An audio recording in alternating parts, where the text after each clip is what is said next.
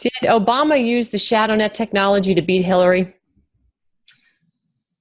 That's a thing I mentioned in the other day during an event that I spoke at for the Citrus County Trump Club. I'm like, at the same time, Obama had the same problem that Trump did. It was a bitterly contested with the delegates when they got to the convention. Right. We were promoting this. We were selling this capability, right? We made the flyers. You can see the flyers. This was something we were selling. Did somebody get this information? If they didn't, they would be doing a bad job in sales. Right. They get this information to Obama in the same way they were trying to sell it to Trump to influence the delegates, right? So you have these same group of people being shown by Mueller's indictments to have, and by their own actions, to have tried to try to offer this capability to the Trump team. Did they offer that to Obama's team? Because it was the same people. And then a couple of weeks later, the guy gets tapped by Obama to be his national security advisor. Convenient, right?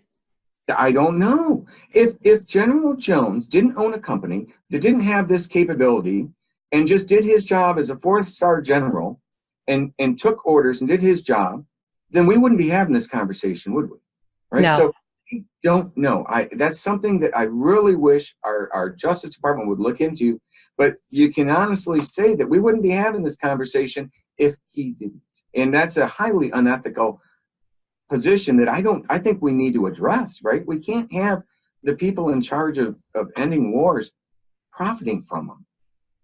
No, that's absolutely got to change, and that's got to change fundamentally, starting with lobbying. Frankly, you can't have these big industrial complex write checks to lobbyists who are bribing politicians to keep war going. I mean, the border problem has been a problem for decades because both sides don't want it solved. They're both making a lot of money from K Street.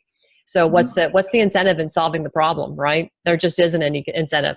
So President Trump, do you think he was really set up then by your former employers to take the bait essentially, and perhaps get framed for working nefariously with social media to try and psyop the country into voting for him and not Hillary?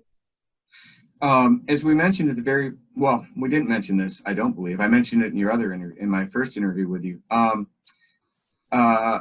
Manafort was our partner at that time that we were developing this. Kind of should have mentioned that earlier, right? This right. Should be an immediate thing for Schiff to want me to testify for. But he's not calling, is he? No, he's not calling.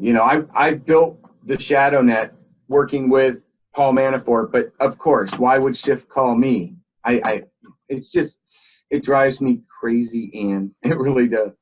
But I'm sorry. What was your question there? My question was essentially, did they set President Trump up by, trying to take this meeting with this technology so they could frame him with like Mueller indicting 13 Russians, trying to, blame the collusion for the election loss for Hillary Clinton on social media, essentially? I absolutely believe so. Look at Rick Davis, Paul Manafort. They have deep relationships going back with John McCain, 2 decades, right? Mm-hmm.